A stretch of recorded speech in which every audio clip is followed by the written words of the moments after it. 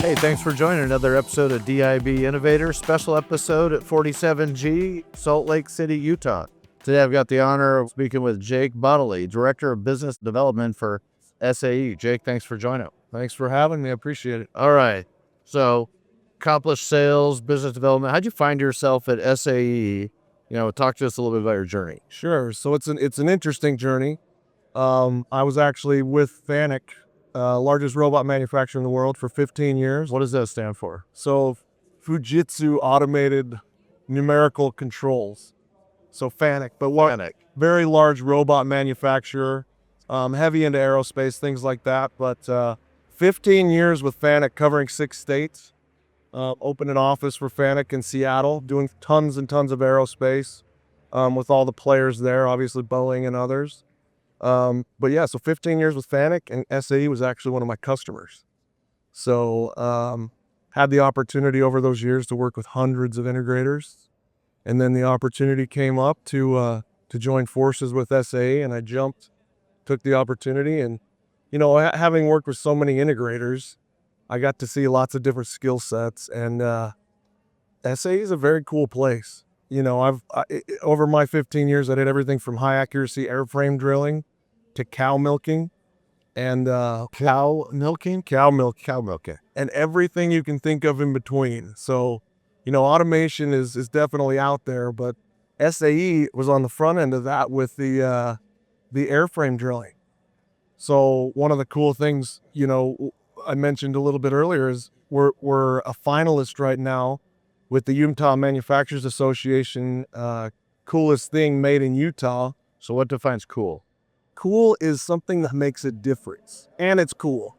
Some of the other finalists were like Envy, so composite bicycles. That's cool. Silencer Co. making, the silencers for guns, things like that. So cool things, but really I think ultimately it's something that makes a difference. And something that, a lot of people possibly don't know about that comes from Utah. So yeah, we're a finalist right now. They announced it on Friday, whether we are the coolest thing made in Utah. So those are 2 high accuracy airframe drilling robots being installed at Hill Air Force Base as we speak. We'll get more into that, but talk to me about, what is that? So it's an arm, or how does that? So they're 2 massive robotic arms. And when I say massive, the stands they're on, I'm 6'5". The stands they're on are 7 feet tall. And then the robots are on top of that. And these are huge robots. These are, 400 kilogram payload robots with a reach of 6 meters. So, these are huge machines. And the irony is these massive machines are designed to do high accuracy airframe drilling. So we're drilling fasteners on the top of a wing skin for the F-16 platform. But we're going in and our repeatability is, 5 thou, 4 thou, where we go in with this massive robot, and there's 2 of them. We go in and do a pinpoint drill. And it has to be repeatable. It has to be perfect. It has to be accurate, because in aerospace, everything's about tolerance. The tolerance level has to be just perfect. And we've nailed that. And again, hopefully we're the coolest thing made in Utah here shortly. If not, it's still cool as heck. So Still cool you're in the running, but you may not be the coolest. Hey, we're always the coolest. Awesome. And so tell me something that you thought was awesome at FANUC that you were able to pull over, conceptually to SAE. Well, one of the things, with FANUC, anything and everything is manufactured now with automation. It's just the way life is now. A wise man once told me, innovate or evaporate. And any of those companies that are not innovating or automating eventually will evaporate. We live in a world now, a competitive global world, where you have to automate to be successful and globally impactful. So some of the things I took, from FANUC is we saw everything. Like I mentioned, aerospace to cow milking. And what's ironic there is a lot of the things you'll learn in packaging or assembly actually translate to other industries. So for instance, cow milking, some of those technologies we took from aerospace, put a different end effector on the robot, and you're scrubbing udders. or disinfecting udders or handling eggs, or, I mean, you name it. Innovation, I think, is everywhere. But, anymore, I think robots are becoming more of a commodity. That's another reason I really was grateful for the opportunity to go to SAE is, think of a robot as the engine of a car. An integrator then builds the car around it.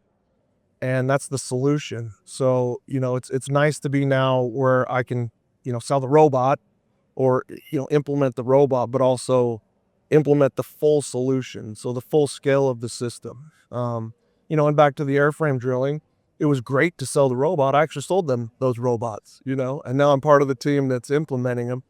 But it's nice to have part of the solution, not just the robot itself. Right. So then talk to us about SAE. Some people know about it, some don't. You guys obviously have been around for a while. So give us a little bit of history and then, what the path looks forward, to trying to continue to scale and make a difference. So SAE, like I mentioned, SAE was one of my customers for 15 years. Been around since 1996. Some of the cool things about SAE is nobody knows about us. There's not a sign on the building that says, any of our history. One of the challenges, being upfront, is a lot of the things we've done to the tune of hundreds of millions of dollars we can't talk about. And that's the nature of aerospace, and that's the nature of confidentiality agreements and innovation. But again, been around almost 30 years, put a couple of the rides on the Stratosphere. Which ones? There's only 2, right? There's 4. 4. We put the one that actually goes out over the edge. I can't remember exactly what it's called. Again, I'm the new guy, but it goes out over the edge and you feel like you're going to fall right off the Stratosphere. And then the other one that rotates and it's kind of like a parachute. Yeah. We put those rides on. But again, those types of projects are very difficult to execute. You're talking, you've got minutes to get massive implementations on top of the Stratosphere. They had to close down all of the buildings below, the hotels, the casinos, the restaurants. They had to close all of that down, and you have minutes to execute a massive project. Were you there when this happened? I wasn't. This was before my time. I was going to say, how the hell did they get that up there? So it's helicopters that have, 80-mile-an-hour rotor wash, and our guys, all SAE guys, are on the roof of the Stratosphere in an orchestrated dance to get these massive, steel beams installed quickly, safely. But that speaks to the ingenuity and the level of our team. These are again, I worked with hundreds of integrators. These are the best of the best. And they're right out of Logan, Utah, hidden in a little spot across the street from Bridgerland. But it's interesting. Like I said, there's no sign on the building. We're just a hidden gem in Logan. That's cool. What do you think of working in Utah? This is a Utah event, Salt Lake City, cool ecosystem. What's your thoughts? As you're here, you're at this event. Yeah. So the really cool thing about Utah is our aerospace landscape is amazing. And I think, over the next 10 years with Alta, the Project Alta and things like that, with the Olympics coming, with Hill Air Force Base and developments there and Northrop and all these other aerospace companies, Utah's a hub for aerospace technology. And not only do we have the know-how, the capabilities, the engineering capabilities, we actually have the infrastructure, I think. And I think, Governor Cox spoke about it a little bit. We have kind of a perfect storm for aerospace right now here in Utah, of all places. When I was a FANUC, a lot, it's not that they look down on Utah, but, it was a flyover state a lot of times. And I think, not unlike SAE, there's a lot more to Utah than people know. And I think they're going to find out here in the next few years. What's your favorite thing about Utah? Well, we like skiing. We like the seasons. A lot of the things people don't like about Utah, we love. So, a ski resort from my house is 23 minutes. So that is pretty cool. So we like to take advantage of that. In Colorado, everyone thinks, Boulder, everyone's like, yeah, skiing's right there. It's still like a pretty good clip. Not like here. It's still dry. Yeah. You can get there pretty quick. Right. How is AI affecting, what you guys are doing over at SAE? What have you seen from that? Well, I think, AI is one of those things I think we're going to know more in the next few years. whether it's hyped or whether it's legitimate. I think there's still the jury's out a little bit. Coming from the robotics side, I know that a lot of technologies can be, I don't want to say oversold, but possibly oversold to their capabilities and the risks. So, with AI, I think we're taking the approach of step back and see how things, pan out. We're doing things we know work, and that's kind of our methodology. I'm the first business development person SAE's ever had in 30 years, which, So how does that work? So you guys aren't selling anything? so we are Or hundreds of millions of dollars? hundreds of millions. Yes. Now what it is the way we do business is repeat business.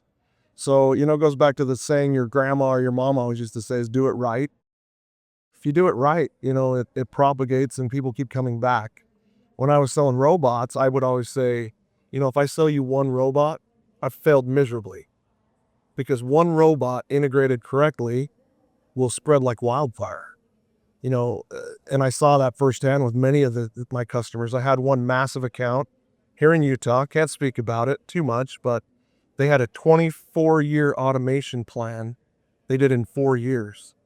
They did it in 4 years because SAE was the integrator, and what SAE built worked, and the ROI was there. The production levels were there, and it just kept on cranking. So, they haven't needed, and they still don't need me. I'm just lucky they took me on, right? But good business is repeat business, and that means you're doing things right. And that's SAE. Yeah, I love it. What do you think about Musk's robots, the humanoids? Yeah, so you're talking about robots. So many people sure go right to the humanoid robot. So that goes back to, so I was selling, with FANUC, I was selling 6-axis articulated arms mainly. And then you've got, Delta robots or Scara robots. Now the big hype is humanoid. A couple years ago it was collaborative. So the cobot is the future. What's the cobot? So the cobot is a robot that you can safely get, a human can work next to you. So it's an articulated arm, typically a 6-axis articulated arm that a human can be right next to and not need guarding and fencing and things like that. So a couple years ago, cobots were the sensation, and I think they serve their purpose. But again, I think some technologies can be oversold to their capabilities, and that's a little bit dangerous. I sold quite a few of them to a massive employer out of Seattle. Wonder who that was. Yeah, a massive one. Not to blow my own horn, but I got Global Salesman of the World in 2018 for that project. But back to the cobots, I sold them 12 of those, 12 cobots that eventually within months were all donated to education. Because, robots and automation is cool and awesome, but it has to serve a purpose. And, a collaborative robot is inherently slow. And that manufacturer out of Seattle has to do everything fast. So even the fact you can be, up next to it, hug it, kiss it, whatever, it doesn't fit the need, which is speed. They need speed. So again, I think automation, if implemented correctly, will take companies to the next level. If implemented incorrectly, you'll have a really cool robot in the CFO's corner office looking like an anchor, So How do you convince, manufacturers that have been doing, they have repeat business, tried and true, they're locked into their industries and communities? Do you find them still resisting this type of automation? And how do you convince them that this is? I think there's a level of resistance with some. I think as a whole, I think they're actually embracing automation. And it goes back to that statement, innovate or evaporate. We all know of large companies that didn't innovate over time and they end up evaporating. And others, we know of others that innovate and continually innovate and innovate and innovate. And they're around. I think the hardest part for new automation users is they've done something the same way for 100 years. They've done something the same way for 50 years. That was always a challenge with many of my customers up in Seattle is, they built airplanes the same way they have for 50 years and they work, right? They're reliable. But one of the challenges is there's better ways to do things. Think of automation as the machine gun in a musket battle. There's things that are better tools nowadays, and automation in the right hands will take companies to the next level. And I think it's imperative here with 47G and companies local and US based and allies. We've got to automate. We've got to change the way we do business to be globally competitive. So what's the challenge for someone that's not automated, like with robots or using that automation to getting there? Is it a barrier for price? Is it R&D investment? Is it massive rehauling, their warehouse to then set up the right stand so everything comes in at exactly the right time? So when the driller goes, what is the... Well, and maybe I'll give you a case study. So go back to Hill Air Force Base, coolest thing made in Utah, almost. Well, by the way, use your arm and show me what 6 axes are. So 6 axis, you've got, so J1 is the base. Okay. J2, so that'll pivot this way. Yeah, so think of your arm as a robot. So you've got J1 as the base, 2, 3, 4, 5, and 6 is actually your rotation at the end of the arm. So a 6-axis robot, 6-axis articulated arm can do all your motion, and then your end of arm tooling is whatever you put on it, a grip or drill or whatever.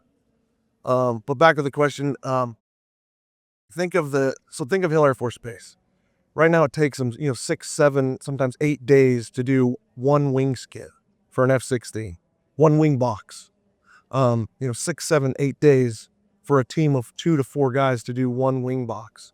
With our latest technology that's being installed right now, coolest thing in Utah, we're doing a wing box in about 10 hours. So take those 7 days down to 1 day.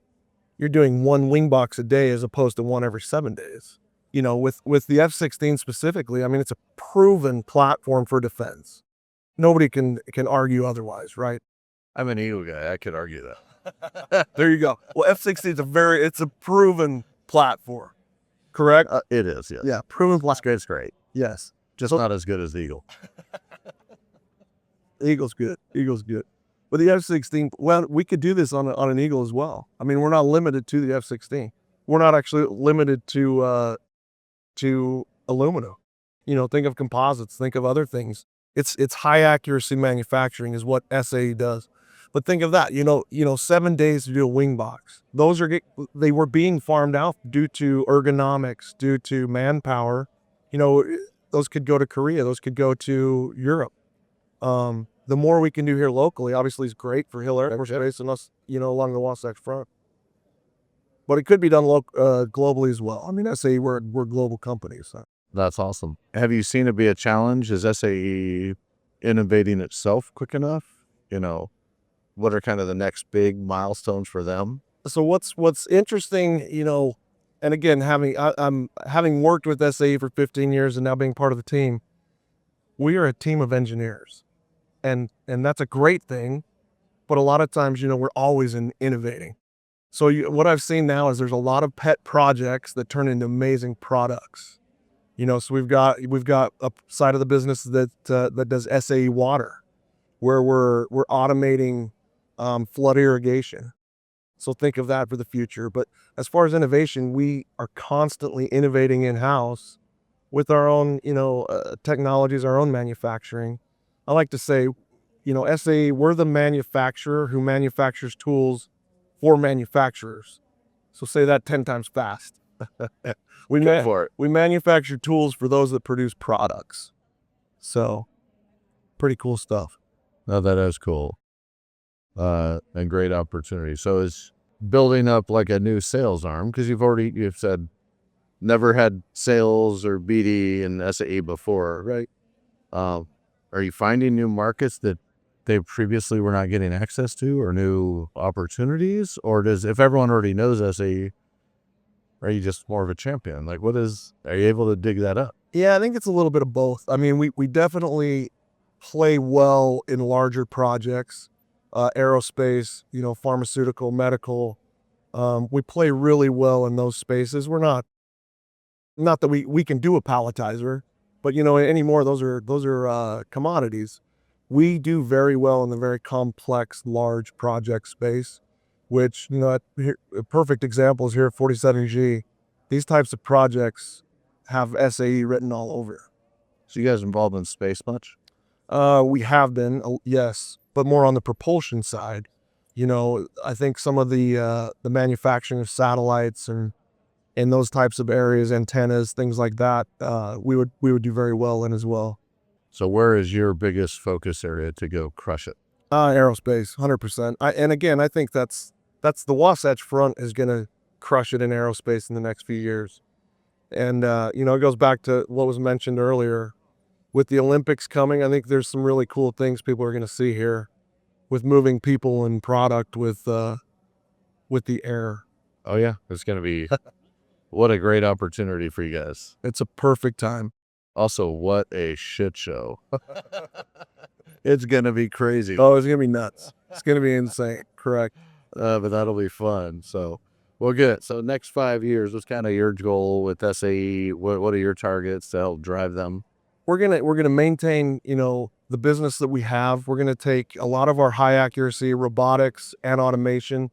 We're gonna take that to the next level with many prime as well as government agencies. Those are all in the works. And over a 5-year period, a lot of these programs are not quick. So it's building those partnerships. It's utilizing those repeat business opportunities as well as innovating those. There's a lot of things that were built one way 10 years ago that there's better ways to build them now. Prime example is, vision technologies have come a long way to where some of those even, 10-year-old automation projects, you should look at them again with a new lens, pun intended, because there's a lot of technology that's come out of vision, and throw vision systems on the end of a robotic arm or in a system. And Yeah. I know it's changed a lot of the landscape. Yeah, well, that's very cool. Well, thanks, Jake. It's been a pleasure meeting you here in Salt Lake. Look forward to you guys continue to grow your sales to you. Let's scale that, but appreciate your time. Perfect. Appreciate it. Thank you.